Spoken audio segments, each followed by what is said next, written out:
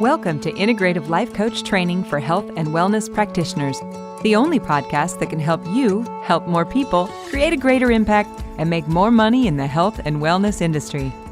Join Clarity and Confidence Coach Kim Guillory as she teaches you how to integrate your passion to serve with your skills and experience to create a business you love. Let's get started.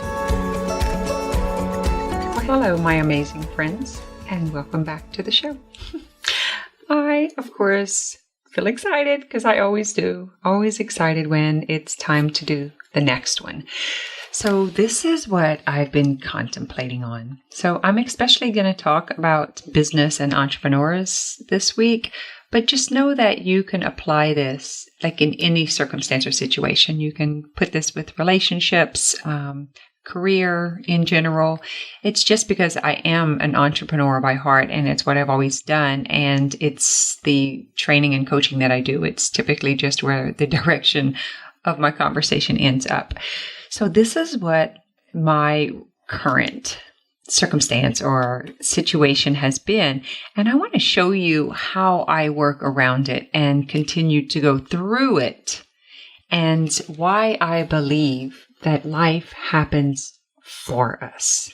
Like, it's not that it's a total shift in perception and in mindset whenever you're thinking about like these things happen to me or these things happen for me. And that's what I want to offer you today is the concept of instead of looking at life as this circumstance and being the victim of life is how we can embrace all of it.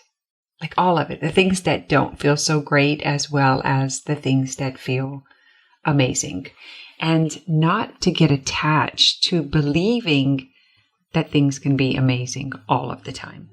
So I've been working on building a yoga community here for quite a few years now. So I'm in South Louisiana and it's not, I don't want to say it's not welcomed, but there's still a lot of fear around yoga and what it is. And is it being seen as a religion? Or are we worshiping other gods? Is it like voodoo? And I know this is going to be funny to some of my listeners because I've talked to some of you guys while in LA or New York, and you're like, are you kidding me? But guys, listen, like I'm not saying this from a judgmental way, but I'm saying this from a way of this is just who we are. We're simple. Things are calm. We don't necessarily like change or embrace change. We don't like to stir the pot is the languaging that we would use.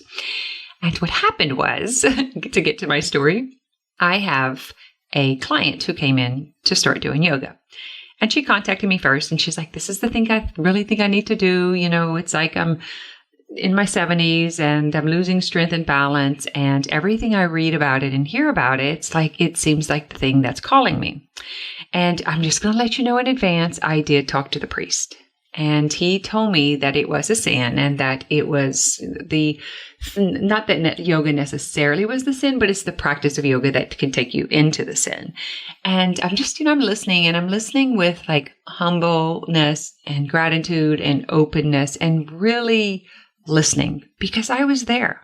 I remember because I was told the same thing and my body was broken and I was desperate to find a solution and exercise was out and yoga was the option that I had. And I remember the first time there was like a quote by Buddha that was given in the class. I remember my eyes getting really big and I was like, oh my God, like it is true, right? We do need to be afraid. And I looked over at my friend and I was like since then, I've seen where those beliefs have really held me back and it's coming from a fear. But I 100% completely understand it and I have respect for it. So with that being said, she says, like, I'll possibly lose my job if they find out I'm here because she works at the school in the church and, is part of that. And I was like really humbled by this. So my old mindset and belief was people here don't want it. They don't want change. I'm fighting a losing battle. I'm always swimming up a stream or I'm actually trying to climb the waterfall. This is so hard. And in that moment, I realized I no longer think that. Like, what a beautiful thing. I no longer think that. It's actually, the fact is, someone said, I'm in my 70s. I want to try yoga, and my priest said that it was wrong. I shouldn't do it. That's the fact. Everything else from that moment on is our perception and what we want to make that out to mean or believe. In the past, what that meant to me is this will never work. They will never get it. I will never create the community that I want to live in here. It is impossible. It's not available to me. See, they just keep proving it over and over. That's the things I would have been saying to myself because that's what my brain would be telling me. What happened this time is I was truly in a space of being able to listen very neutrally, like just as the spectator, and with understanding and empathy that this was a big deal. Her church, her priest, her belief, like all of this was a big deal. Her soul, and I wanted to hold the space for that and yet say yoga is safe and say you get to choose. And I get to choose what I think about the circumstance. And it was like a beautiful exchange. I just can't say how mind-blowing it was to see myself look at it differently, all because I knew how to manage my mind and how not to take it personally, like I talked about last week, taking things personal, and then making the assumption that everyone believes that way, right? The whole community believes that way. Everyone believes that way, because those two things would have truly been the thing that would have taken me down and back into the pits of doubt and sadness and frustration. And it didn't. It totally didn't this time. So what I want to talk to you about is what I used to do compared to what I do now. And here's the concept that I created and I'm using in my practice and in my life with my clients and in my training. So I used to wait and see. Let me wait and see how it goes. Let me wait and see how they respond. Let me wait and see if that brings in money or brings in clients. Let me wait and see if this is going to work. How many of you done that in your relationships and in your business? Well, I'm all in, but I'm going to wait and see before I truly invest. And that could be, when I say invest, I mean monetarily, but also mental and emotionally, right? So we invest on different levels. So we can put our money up and not truly believe, or we can say we believe and we're all in and never really put the money up. So with that being said, we have those layers, trusting, layers of belief, layers of the waiting to see compared to the I'm going to go and get it. It's such a beautiful dance that we have with life. So what I used to do is wait and see. Let me wait and see how many people are going to come to yoga. Let me wait and see what they say. And in this case, it was the wait and see would have been the thing to actually stop me, because what I saw was they don't support me. They don't get it. I'm going to be rejected. They're going to use this against me. Can you see that? The wait and see would have been I'm waiting to see what the response from other people is going to be before I see what I'm going to do and move forward from here. So this was big. This was so big that I created the whole concept around it. So what I think now is when I'm waiting and seeing, I believe that the decision is outside of myself. I believe that someone else knows better than me, right? I believe that the answer or the solution is outside of myself. It's at the mercy of someone else. My business is at the mercy of the community. What I want to offer, what I do, how I show up, what I want to create is at the mercy of other people and if they show up or not. And what happens is we end up speaking to the naysayers. So we're in the ring and we're doing the dance, right? The courageous and daring and creating and moving, like Brene Brown would say, we're doing the dance in the ring. And instead of being with those that are right there cheering us on or actually in the ring with us, we turn from the ring and we look over at the cheap seats way over there. They're sitting there and they're just watching and comparing and waiting for us to fall, waiting for us to get beat. And we take our attention there and we convince them of how we're the winner, of how we can make this happen or how we can do this. And it's like trying to prove, like, hey, look, see, I'm in the ring. See, I can win. Can you see? Can you see? Do you believe me now? Do you believe me? Huh? Do you believe me? Right? I know I'm getting a little crazy here, but that's what it feels like. Like, hey, let me show you. Let me show you. I call this like needy, creepy behavior, like needing the approval. And so you do all this crazy stuff, like to see if you're going to get it. You wait and you see how they're going to respond, if they're going to approve, if they're going to be a part of it, or if they're going to laugh at you. And then maybe that is the telltale sign for you to quit. Stop where you're ahead. Don't fall completely down. Just give them a little taste of it and then wait and see how they respond to it. And again, it's about the solution being outside of yourself. Like, I need tangible proof from the outside world. The brain, the logical brain, wants to feel safe always. And it always wants to solve problems. So it's like, you're not safe. You should quit now. That's the brain's job, like to find the problem and figure it out. And my thing to tell you today is, what if there is no problem? And what if it truly is about knowing and going instead of waiting and seeing? Like, know that you can trust what's inside of you, what you're being told to do, trusting your gut, trusting your inner knowing, trusting the vision that's been planted within you. Like this community, it's really just a health, high-minded, conscious, aware community of living life to its fullest in ease and flow. Like, how can we be the best version of ourselves and uplift the entire culture and community? That's the vision. It's not so off the wall. It's not so woo-woo. It's truly our birthright to live in abundance, to believe so deeply that you take actions every day and you watch it grow. You watch yourself create it. You watch other people grow, and then themselves, as they show up, they create more of it, right? This know and go, choosing what you want, believing that you can have it, making the decision. Like, yes, this feels right. I believe it. I believe in me. I believe in life. I trust the process. I have faith. I trust this feeling.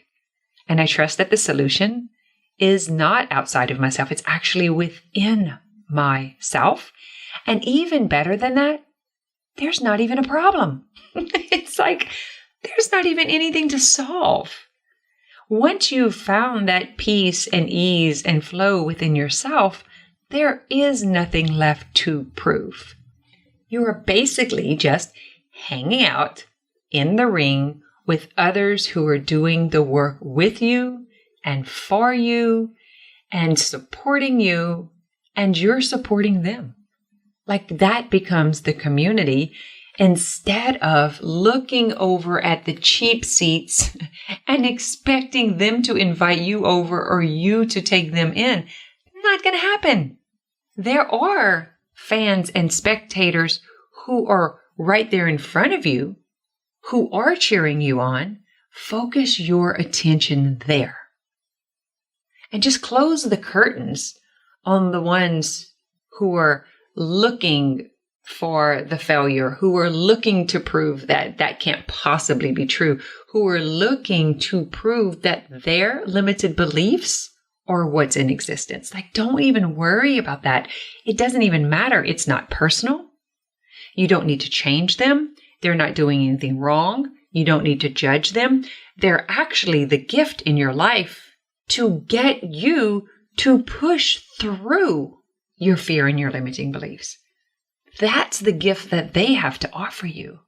So it's not even about closing the curtain and judging them and turning them off, and because they're not supportive or they're bad or there's anything wrong with them or that they're better or worse. It's not like that at all. It's truly about they are doing their job here exactly the way they're called to do it. That's the part that they're playing in this scene where you happen to also be. Scene 13, red shirt, blue hat. What part are you playing today? What is your name? And it changes. It's always changing. Sometimes it's your boss. Sometimes it's your husband. Sometimes it's your kids. Sometimes it's your coworker. We play many parts for each other, not against each other, for each other, all for the reason of evolving our soul. Isn't that like amazing? So good. So instead of waiting to see what the naysayers may say or think, instead of waiting to see if you are safe, you just make the decision. I already know, and I'm just going to go. So you know and go, this is the way. You just take the next step. And once you step into that, you have to believe it. You can't just, oh, I know it in my gut, so I'm just going to go. Like there's another layer to that. You have to truly believe it. You have to believe it's available for you. You have to believe this is something that you can do. And if you don't, you have to be willing to do the work around figuring out why you can't. And so this is the second step of the process that I teach. This is the unveiling. Doing the work around why you can't is the unveiling the old story that has been telling you that you can't do it, be it, can't achieve it, whatever it is.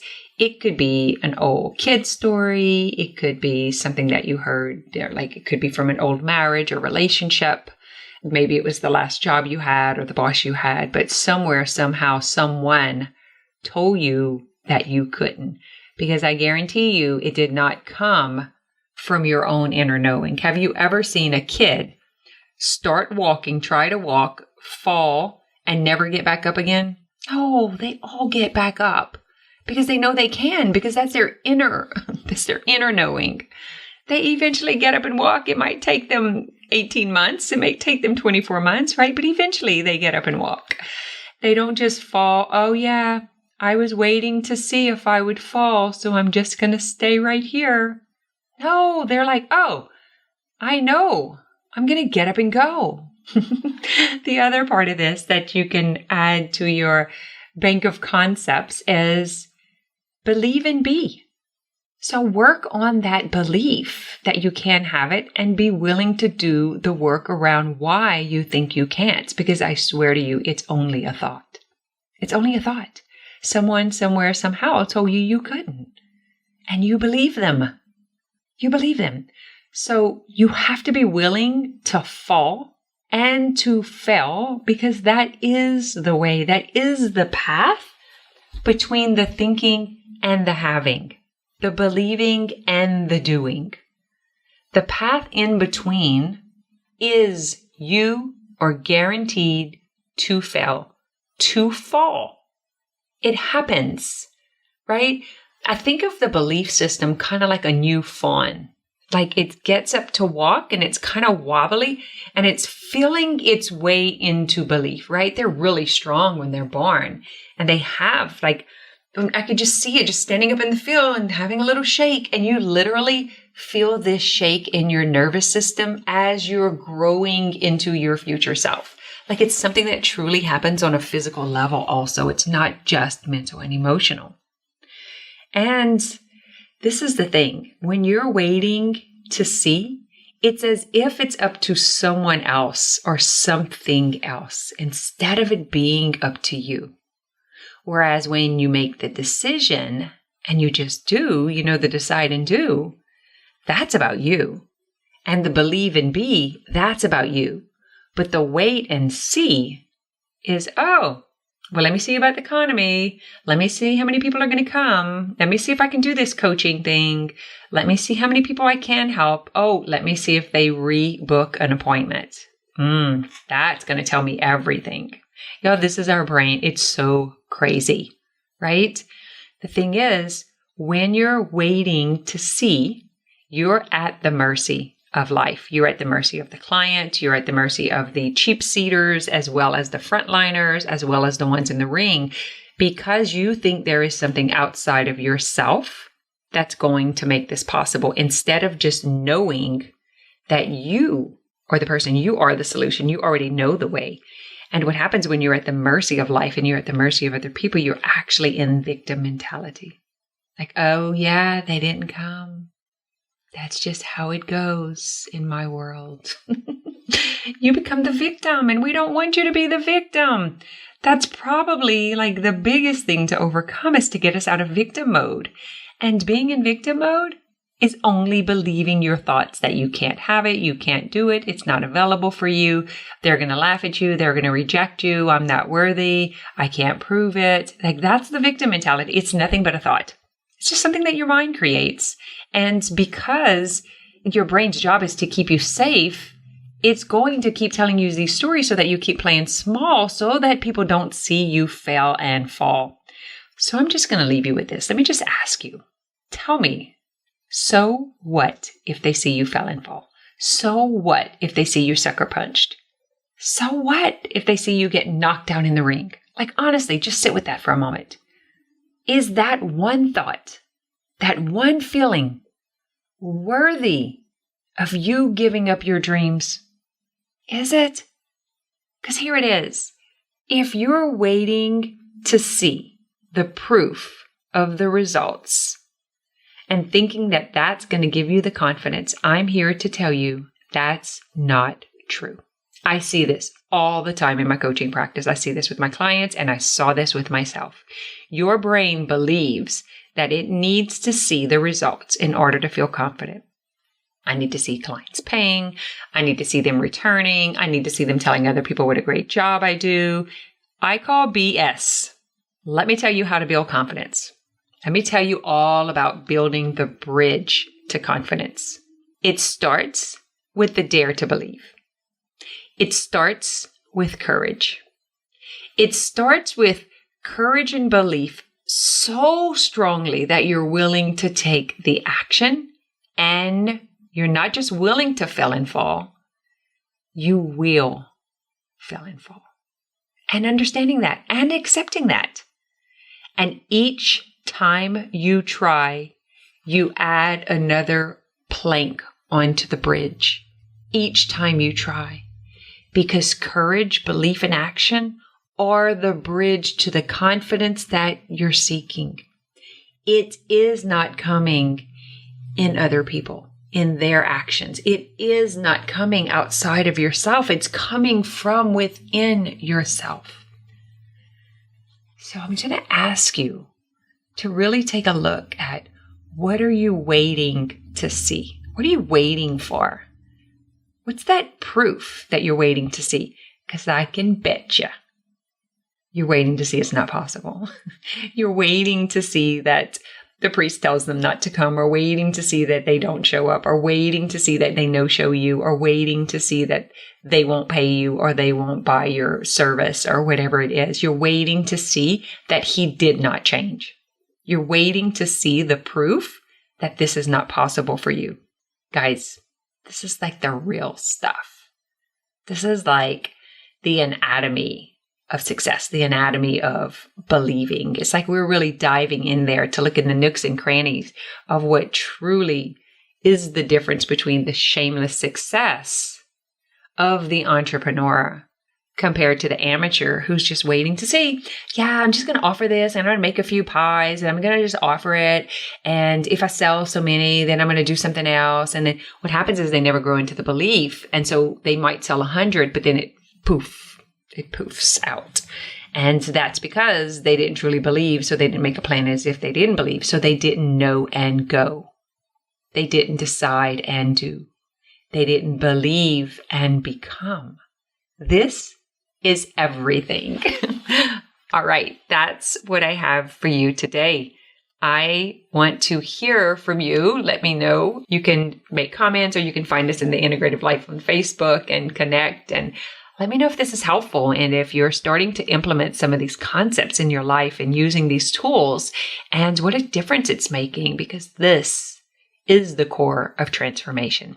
It's more than just listening and absorbing information. It's about taking action. It's about being willing to fail and fall, taking the steps even though your legs are feeling wobbly, even though it's hard to stand on your own.